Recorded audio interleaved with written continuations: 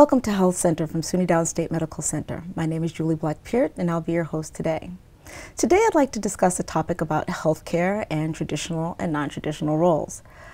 We think about doctors and healthcare professionals traditionally as being men, but there's a very wide growing trend where women have been taking over a lot of these professional roles. Today, my host is Dr. Dawn Morton-Reyes. She is the Dean of the College of Health-Related Professions right here at SUNY Downstate. She has been a Fulbright Scholar, and she has been the only African-American past president of the Physician Assistant Education Association. So, Dawn, thank you for joining me today as we have this discussion. It's apparent to me that when I look at the numbers of women in the healthcare professions now, when I look at women going to medical school, women going to schools such as CHIRP here at SUNY Downstate, that women far outnumber the men. What do you think is the reason for that? Well, first of all, thank you for having me. It's a real pleasure to be here with you today and to talk about two of my favorite pastimes, medicine and healthcare and education. And you're absolutely right. There is a growing trend in the increasing enrollment of women in health professions, in medicine in particular, but in all disciplines within medicine. And I think there are several factors or contributing factors to that phenomenon. You know, starting in the 70s and 80s and even earlier, women started to assume their rightful place in higher education, in science and math and technology, and really, you know, were able to excel and to demonstrate their abilities to study the sciences. And historically, it's always been just a handful of women who've excelled in the sciences. And as education opportunities have changed over the years, and women have become more confident and assertive, and they have strong role models, you know, and more women grew up or have grown up watching their mothers and their grandmothers assume, and aunts and other women in their families assume leadership positions and so forth. That has really helped spark continued growth of women in the health professions. I believe that's so true. We often think about women in these motherly roles at home. When you were home from school and you were sick, mom was the one who took care of you. But when it came time to go to see a professional, it was always a man. And that fostered this rather paternalistic feeling about the man always being the one who is the provider professionally. But over the years, what we've been able to do is rather break this glass ceiling. And I think it's a very wonderful thing because women take, I would say, a very different approach to healthcare than men do. Not that the way that they do it is wrong or any particularly different, because the education is the same no matter whether you're a man or a woman, but that women come with a very different attitude towards healthcare and that more nurturing feeling. I mean, would you agree with that? Well, yes and no. Yes and no. And you know, it could be a heated debate to talk about men and women in the different professions and disciplines, and who has, you know, stronger affinity or greater attributes in one area or the other. So I'd prefer to stay clear of that. But I think that, you know, historically men have always assumed more leadership roles in science and technology and math and those kinds of concepts, and women shied away for lots and lots of reasons. But fortunately, we've seen that trend change over the last few decades, where women have had good role models and have really learned and been encouraged to pursue math and science in high school and college and so forth, and that has really helped spark, you know, continued growth. I think when women assume positions in healthcare delivery, some, you know, become very assertive and take on, you know, traditionally male roles and positions and postures, and others don't. And so that's up to, I think, to the individual in terms of how they balance, you know, those roles. Certain disciplines really lend themselves to a very assertive, strong, traditionally male type of presentation, whereas other, you know, disciplines are a little different. Well, you know, when I think about disciplines, okay, we talk about going to medical school. That takes years and years of time. I know for myself as a certified physician assistant, you as a certified physician assistant, I know my reason why I decided to go the physician assistant role was because I decided to go into healthcare a little later on in my life, and I wanted to find a way to treat people and give back in that sort of way, but I didn't want to give up as much of my family life in terms of years in order to establish that role. Right. I think that a lot of women who are maybe going into some of the more allied health professions are finding the shorter period of time that you can go to school much more appealing than years and years and years of medical school. I don't know, do you see a trend with Well, this? I see several things and several factors in medical and health professions education that I think have influenced that. Traditionally in medical education, you had to pursue, medical school in 4 years. If you went later in life, that was not considered optimal. So these are prime reproductive years where women would spend in medical school and then 3 to 7 years in residency training.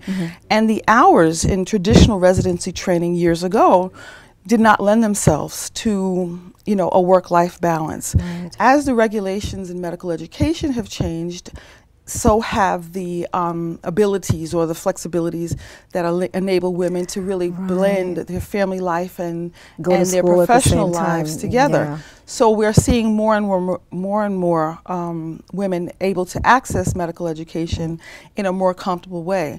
The same holds true in the allied health professions. Traditionally, the allied health professions and nursing were chosen by women because they were supportive roles, ancillary and helpful to medicine, but didn't require the kind of time and commitment. What we see in most of our health professions programs in the allied health fields is that although the duration is shorter, it's education is usually 2 or 3 years rather than 4 plus residency, the intensity is quite similar. And so women still have to make huge sacrifices in terms of time to stay in class and in labs and so forth all day, and then to study in evening and weekend time that does infringe on personal, and family time, but the duration is shorter. So I think there are lots of factors that have contributed to women's pursuit of health professions and medical education, all of which has made the healthcare arena a richer and more vibrant, work environment and delivery system. Indeed, because when we go to school, we make these decisions to go to in the allied health professions, which you were speaking about in terms of the time and effort that it takes. It's like a very concentrated period of time when you're learning all this information. And as a professor here at SUNY Downstate, I know that when we're interviewing people, we always ask them, do you realize the commitment and the amount of time that it takes to go through these types of programs? You really have to have a family that's behind you and supports you, because otherwise things can go awry. When mom is not going to be home to take care of the kids as much and do the laundry and make the meals, when you've got a significant other who's really there to support, that's extremely important in those areas as well. So we've got doctors, we've got PAs, people, OT, PT, and all these various traditional roles. And then you talk about nursing too. I don't want to forget about nursing. We've got nurse practitioners, we've got nurse anesthesiologists, we have midwifery. These are some other important areas that women have also had some important traditional roles. Let's touch on that a little bit. I mean, what do you think is, where do those traditional professions compare to those who are doing the actual medicine? And well, I think the healthcare arena has changed, and with the technology that we have available to us, the specialty tests and special instrumentation and diagnostics and therapeutics that are available to us in this century really requires that the healthcare providers have a broad set of skills. So the physician of 100 years ago or 200 years ago had very few technology, devices and methodologies to rely on, whereas now there are many, many, many more. And with the increase in all of the technology in healthcare comes a need for people who have, specialty training in particular areas.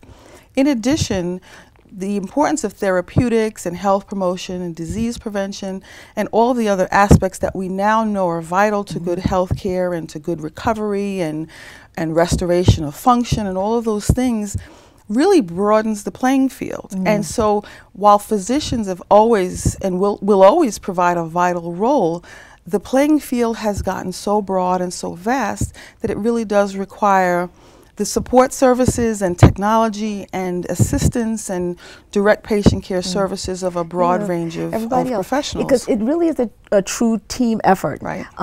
People don't think sometimes that, well, the patient doesn't always think so much about how much of a team effort it really is in order to provide health care to any one person. I always kind of thought of it as this kind of little bit of a pie. You've got your primary care provider, be that doctor, nurse practitioner, whoever it is. And then in order for them to give the quality of care that they need to, they often have to bring in or incorporate other people. You're a physical therapist, you're an occupational therapist, you know, you've got the phlebotomist or whoever else, you've got the nurse, and you've got the medical assistant. All these people who are melding together in order to give proper health care to everyone. And it's really important. I know for myself, patient education is very key. I don't want to say that women or any one particular gender is better at doing it, but it's funny, as I speak to, as a physician assistant, as I used to speak to my patients, people say, you know, you really take a lot of time to talk to us about these kinds of things and make sure that they really understand what's going on with this. So I think that's very, very important. Well, as a PA myself as well, and as an educator, one of the concepts that I've shared with students and across the disciplines is that if there are 365 days in a year, not the leap year, but the regular year, and a patient, even the patient who sees their primary care provider or their physician, their PA, or their nurse practitioner once a month. So say it's a person who just goes once a month for checkups. Now, that's 12 days out of the year. So 365 minus 12. Who's managing the patient on those other days? The 300 and whatever else number of days when they're not seeing their primary care provider or a health provider. The patient is managing themselves. They're managing themselves by the choices that they make in the food that they eat, the activities that they engage in, the exercise, the safe habits, the risky behaviors. All of those things bear on their health and wellness. And to the extent that we as health professionals of any variety can empower patients to be in control of their health, then we've really done our job. Once we see them as the patient on the acute care, you know, landscape, now we're doing something different. We're treating and addressing a current problem. And in the meantime, we'll try to address what else is going on for them. But really, the focus on health promotion and disease prevention cannot be overestimated and overvalued, because that's really what's going to change and influence people's behavior so that they can make good decisions on the days that they're not seeing one of us. And there's always changes. People don't understand how much of a moving target healthcare is. I mean, we're constantly learning. We're constantly taking continuing medical education credits in order to keep on top of the latest trends and things in medicine. And when we look in the news today, there's always some new story. Just this morning, I heard about they want to raise the age for being able to buy and smoke cigarettes to age 21, which I think is a very wonderful thing. I think it should be even higher. It should be even higher. Perhaps it should. But we think about all these things that are in our society, things that we have to be very careful about that, you know, really severely impact on our healthcare as people.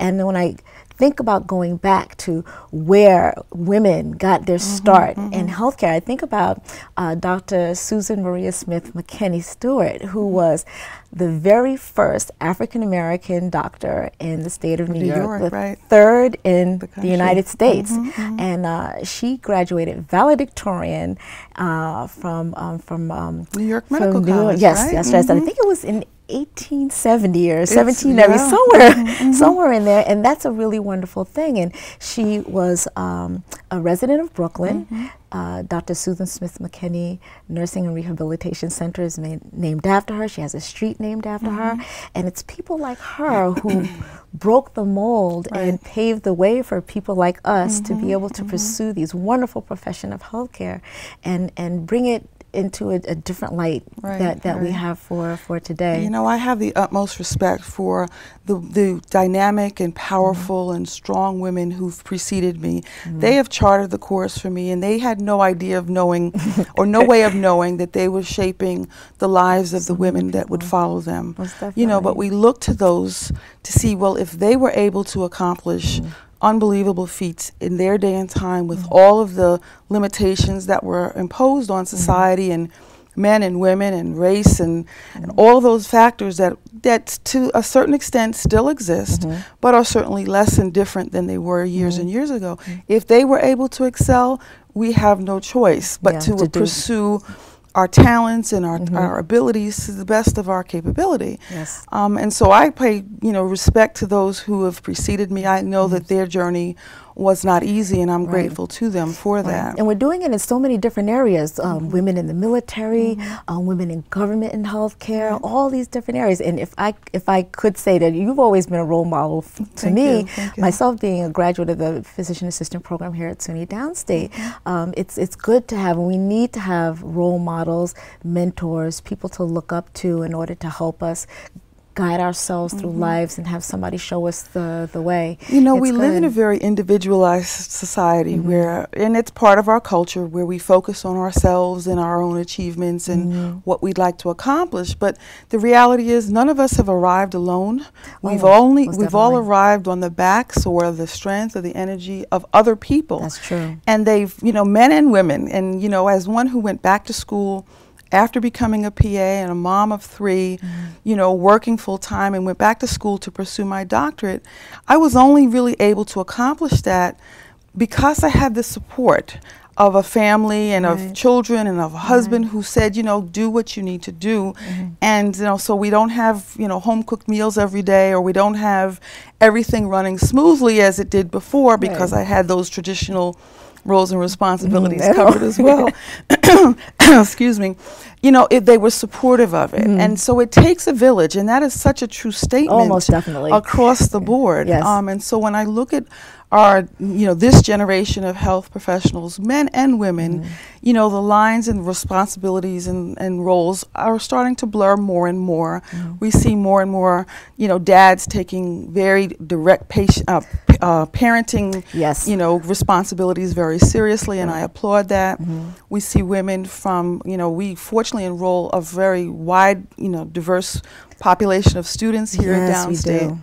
And some of our women are from very traditional, cultures and families, and so they have still very strong and I guess heavy obligations to fulfill their family responsibilities, and they're pursuing those while still maintaining their traditions. And their supportive family members, parents and husbands, spouses, and so forth are working with them. And so it takes more than one person to achieve. We've kind of gotten to this point where we have to be a little bit of what they call the superwoman, and where you have to really be able to work and fry it up in a pan.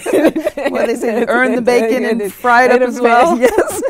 And just kind of do everything. But I'm really hoping that this discussion about women and our roles, how they're changing in healthcare and growing exponentially every single day, will have given our listening audience a little bit more insight into how important not just women are in healthcare, but healthcare in general.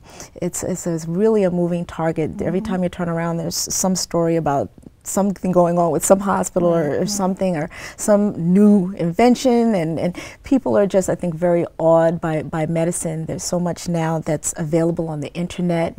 People have to be mindful that we're here to help them make the proper decisions in terms of what kinds of things to do and what have you. And it's a very good feel to be in. It's a wonderful It makes feel. me feel very warm inside to be able to contribute in that way, and I guess also to be able to be an educator as well, to bring it back around and then share that knowledge that we've come to learn with the students, and give them an opportunity to be healthcare providers as well. So Dawn, there are a lot of different medical professions, allied health professions that are available out there. I'm not sure if our listening audience is quite sure of what all those are, so why don't you kind of give us a little bit of well, I have the opportunity to visit with high school students and college students across, Brooklyn and New York City, and I'm often amazed that so many people, potential students and potential health professionals, are just not aware of the vast array of health professions that exist, and possibilities where they can lend their talents and their abilities in the healthcare arena. When we think of traditional medical professions, we think of doctors and nurses, maybe pharmacists, and a few others. But there's so many allied health professions, many of which are taught and provided at SUNY Downstate for bright and capable young men and women, and not even so many young people, you know. Most definitely. A full range of ages certainly can pursue the let's health go professions. through them. Yes, let's go through them. What do we have? So we at Downstate, of course, we have our College of Medicine and our College of Nursing that offer, you know, the traditional and advanced practice roles in both of those professions. But in the College of Health-related Professions, I'm very proud to say that we offer 6 professions in allied health fields that are very dynamic, and all of which are listed on the top 10 fields in health careers and technology, you know, from the Bureau of Labor Statistics. They offer great satisfaction as well as good salaries, work flexibility, and you know, are rewarding careers. So we have our PA program, which is one of the best in the country, educating a richly diverse population of students. Our physical therapy program, which is a program that's a little unique in that you don't have to have a bachelor's degree to enroll. You come in and in 3 years to complete a bachelor's and a doctorate in physical therapy. And that's very important too, if I could step in just for a moment, because a lot of people might think that in order to pursue these degrees that you have to come in with some sort of, every school is different, but here that's unique. That's very good. You know, one of the real goals in CHIRP is to make the health professions accessible to the broadest range of students possible. You know, of course we have our admission standards, which are rigorous because these are competitive fields. But we try very hard to develop strategies to make these professions accessible to our Brooklyn residents, our Queens residents, our New York City students, first-generation college students, people who come to America, come to Brooklyn looking for the opportunity. And the American dream is alive and well here in Brooklyn and in CHIRP. We offer a master's in medical informatics, which is a very dynamic field which combines healthcare and computer technology and the management of medical and health information. We have a bachelor's program in diagnostic imaging that right now is offering medical sonography, but we're hoping to expand it to also include a track in radiography. Oh, that would be really great. So PA, PT, OT, medical informatics, a diagnostic imaging, and we have the first direct entry midwifery program in the country, which enables young people, old people, mature people, people from all different types of educational backgrounds to pursue the field of midwifery, which is very, very exciting. And that is something that is a rich tradition here, and something that Brooklyn should be very proud of, to have this institution right smack dab in the middle of Brooklyn that really offers the greatest. I mean, this is one of the few schools that is associated with a hospital. We have one of the largest medical libraries here, and all people need to do is really go online, right? It's www.downstate.edu and take a look at all of our program offerings, and you can find all the information that they need to right there about all the different programs in medical school, nursing school, we also have a school of public health and a school of graduate studies in the biomedical science arenas, and so there is a wealth of educational opportunity. Absolutely. You know, right here in the geographic center of Brooklyn. And all of these professions lead to good and full employment and employee satisfaction, which is very important, and also help change the careers and lives of the providers as well as the patients that they've served. So if young people out there are thinking about some I wouldn't say not so traditional roles, but sometimes they don't really realize, and it's good that you talk about going out to different schools and talking to young people about the availability of these different careers. So there are lots of other areas that women can go into, anybody can go into, but particularly are really great for women to be able to expand their knowledge and do something. And it's well documented that if the mom is happy, well educated, you know, secure and comfortable, that not to underplay the role of dads and men, but if mom is, that certainly changes how students, how young people see their career potentials. And so while it's important for the family and everyone to be well positioned, you know, employed and so forth and well educated, it's especially important for the women who raise the children and are the moms and role models to be well educated. Yeah, they have to feel satisfied in their role, and even if one of these allied health care professions is the one that they happen to choose, it gives them a little bit more time, perhaps maybe to have that family time. And to balance it, yes, it's definitely a balancing. For some going the traditional route, going into medical school is okay. There's all kinds of opportunities. Downstate is wonderful. We're right here in Brooklyn. But sometimes people want to do something just a little bit different and get that sort of opportunity to do something where they can really feel like they're helping and caring for people. And, well, I must say I'm very grateful and thankful that you're able to take time out of your, I know, very busy schedule to come and talk to me today about these important healthcare roles for women. And we hope that our audience has learned a little something extra and will consider some of these roles, right? Sure. And I just thank you very much. Dr. Dawn Morton-Reyes, Dean of the College of Health-Related Professions right here at SUNY Downstate. All right, so this has been Health Center from SUNY Downstate. Thanks for watching. At 20 years of age, Susan Maria Smith entered the New York Medical College and Hospital for Women in New York. After 3 years in medical school, on March 23, 1870, she graduated valedictorian. Dr. Smith became the first African-American woman to enter the medical profession as a physician in New York and the third in the United States. After graduating, Dr. McKinney opened her first practice in Brooklyn, where she became a successful pediatrician. In 1881, Dr. McKinney co-founded the Women's Hospital and Dispensary in Brooklyn, New York, which later became the Memorial Hospital for Women and Children. She also served on the staff at her alma mater, New York Medical College, and managed the Home for Aged Colored People. Dr. McKinney went on to serve as physician to many African-American Buffalo soldiers, then moved on to Wilberforce University in Ohio, where she was a college physician. Dr. McKinney lived in a time of great social reform and gave many lectures on health and nutrition and was an active missionary in Brooklyn. And in 1914, she read a paper, Women in Medicine, before the National Association of Colored Women. Brooklyn Junior High School was renamed in her honor in 1974, and in 1976, she married for a second time to minister and U.S. Army chaplain Theophilus Stewart. In 1981, Dr. Susan McKinney Stewart passed away at 71 years of age. Her body lays in state in her hometown of Brooklyn, New York. In 1997, the Dr. Susan Smith McKinney Nursing and Rehabilitation Center opened, bearing homage to her legacy. In Brooklyn, a section of Prospect Place is co-named in her honor, Dr. Susan McKinney Stewart Place. Dr. Susan Smith McKinney Stewart was a true female pioneer of the healthcare profession and a legend in her time.